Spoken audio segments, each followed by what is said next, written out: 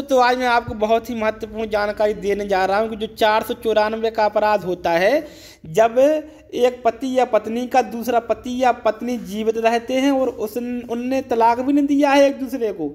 अब मैं आपको ये नहीं बताऊंगा कि इस कंडीशन में नहीं लगेगी, इस कंडीशन में तो कह रहा हूँ 494 लग गई। चलो किसी व्यक्ति ने, कोई पत्नी ने या पति ने दूसरा विवाह कर लिया, उसकी एक पत्नी थी और दूसरा विवाह कर भी लिया, तब भी आपको पुलिस गिरफ्तार नहीं कर सकती है। उसे गिरफ्तार करने का कोई अधिकार नहीं है और पुलिस को 154 CRPC के अंतर्गत जो है FIR करने का भी अधिकार नहीं है और FIR करके आपसे पूछताछ करने का भी कोई अधिकार नहीं है। मैं आपको पूरा लीगल फैक्ट बताऊंगा। मैं ये जानकारी इसलिए आपको देना चाह रहा हूँ क्योंकि क्या होता है, कभी कभी जब पति पत्नी में डिस्प्यूट चलते हैं, काफ़ी लंबा समय हो जाता है, तो कभी कभी जो माँ बाप होते हैं वो जो लड़का होता है उसके साथ शादी कर देते हैं जिसकी पहले से एक शादी हुई होती है, और पुलिस उनको परेशान करती है और डर के मारे कभी कभी जो दूसरी वाली पत्नी है वो आत्महत्याएं कर लेती हैं। क्यों कर लेती हैं? क्योंकि उन्हें लगता है कि हमारी जो दूसरी शादी हुई है पुलिस आएगी, हमें पकड़ लेगी और हमारा जो है हमें कुछ जेल में डाल देगी। तो ऐसा कुछ भी नहीं है दोस्तों, पुलिस के पास कोई पावर नहीं है। पावर किसको है, क्या कैसे होता है, मैं आपको सारी बात इस वीडियो में दोस्तों आप बताने वाला हूं, तो अंत तक जुड़े रहिएगा। बहुत ही शानदार चीज़ मैं आपको बताऊंगा।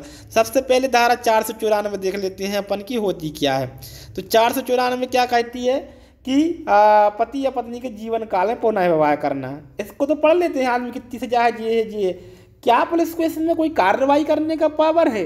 बात ये आती है, चलो हमने कर लिया दूसरा विवाह, अब क्या हमें पुलिस पकड़ के ले जाएगी उठा के कि तुमने दूसरा विवाह क्यों कर लिया? नहीं दोस्तों, ऐसा बिल्कुल भी नहीं है। तो जो कोई पति या पत्नी के जीवित होते हुए किसी ऐसी दशा में विवाह करेगा जिसमें ऐसा विवाह इस कारण शून्य है कि वह ऐसे पति या पत्नी के जीवन काल में होता, वह दोनों में से किसी भांति की कारावास जिसकी 7 वर्ष तक की सजा है। बिल्कुल 7 वर्ष तक की सजा है, ये अपराध है। लेकिन क्या पुलिस को गिरफ्तार करने का पावर है? क्या पुलिस आपको आके उठा के ले जा सकती है? क्या पुलिस FIR कर सकती है? बस दोस्तों बात इतनी सी है। तो अपन को आगे चलना है। अब सबसे पहले अपन आएंगे तो इसको देखेंगे 198 CRPC को, विवाह के विरुद्ध अपराधों के लिए अभियोजन। तो कैसे अभियोजन होगा, कैसे अभियोजन चलाया जाएगा, ये बात मैं आपको दोस्तों बताने जा रहा हूँ। ठीक है, अब क्या है कि कोई न्यायालय भारतीय दंड संहिता के अध्याय 20 के अधीन दंडनीय अपराध का संज्ञान ऐसे अपराध से विधित किसी व्यक्ति द्वारा किए गए परिवाद पर ही करेगा, अन्यथा नहीं। तो जिस व्यक्ति से, जैसे मान लो पति या पत्नी ने विवाह कर लिया, जब वो व्यक्ति जो दूसरा पीड़ित है वो कोर्ट में जाएगा, वो परिवाद करेगा, तभी न्यायालय उस पर संज्ञान लेगा। पुलिस को कोई पावर नहीं है कि पुलिस FIR कर ले 154 की आपकी और जाके आपको प्रताड़ित करने लगे, आपको परेशान करने लगे। ऐसा नहीं है। क्यों नहीं है ऐसा?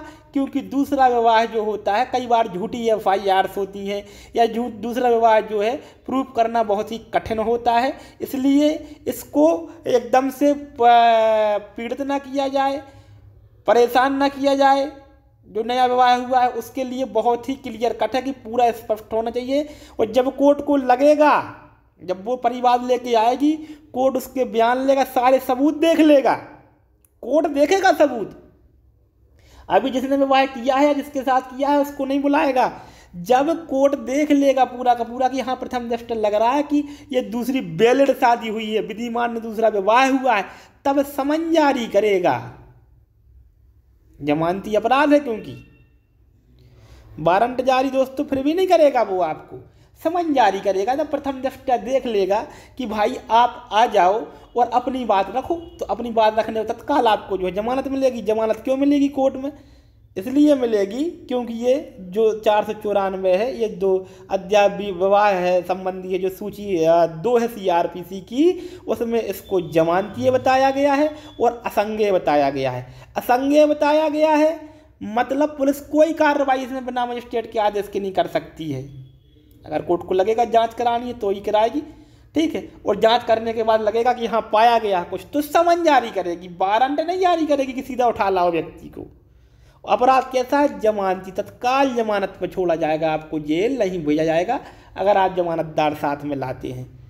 तो मेरा कहने का मतलब ये कि ये असंज्ञेय अपराध है, जमानतीय अपराध है, और पुलिस को बिना कोर्ट की अनुमति के इसमें कोई भी पावर नहीं। ऐसा नहीं है कि कोई थाने चला गया और पुलिस आ गई और आपने डर के मारे 50,000 रुपये दे दिए, या आपको पुलिस ने बैठा लिया कि आपने दूसरा विवाह किया है। अगर कोई भी आपके साथ ऐसा करता है तो आप बताना उनको कि मेरे पास ये लीगल राइट है, आपको कोई भी वैध आधार हमें पकड़ने का नहीं है। इवन पहली बात तो हमने अपराध नहीं किया, और किया भी है तो उसका एक फॉर्मेट है, वहाँ से उसको जाइए, हमें समन आएगा, हम अपना जवाब रखेंगे, हम अपने फिर जब आप उपस्थित हो जाएंगे फिर गवाही होगी और फिर आपको क्रॉस करने का मौका मिलेगा, अपना बचाव देने का मौका मिलेगा। जब कभी फाइनल रिजल्ट आएगा तब आपको जो है दंडित किया जाएगा, अगर दोषी पाए जाएंगे आप तो असंज्ञेय अपराध है, इसलिए FIR नहीं होगी, जमानती अपराध जमानत मिलेगी। और 198 कहती है कि केवल संज्ञान मजिस्ट्रेट कब लेगा, जब सीधा कोई व्यक्ति परिवार लेके आएगा, पुलिस रिपोर्ट पे संज्ञान नहीं होगा, पुलिस को इसमें कोई पावर नहीं है।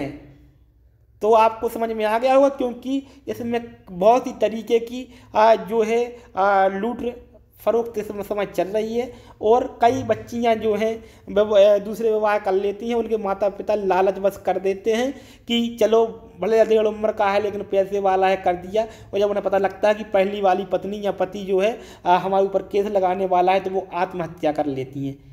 तो उनको आत्महत्या करने की कोई आवश्यकता नहीं, क्योंकि पुलिस उन पर कोई कार्रवाई नहीं। जब न्यायालय का आर्डर आएगा, देखा जाएगा, वहाँ पे अपना वकील लगाने का मौका मिलेगा, सब कुछ मिलेगा। तो दोस्तों, अगर जानकारी अच्छी लगी हो तो जनहित में शेयर करें, और वीडियो को अंत तक देखने के लिए बहुत बहुत धन्यवाद।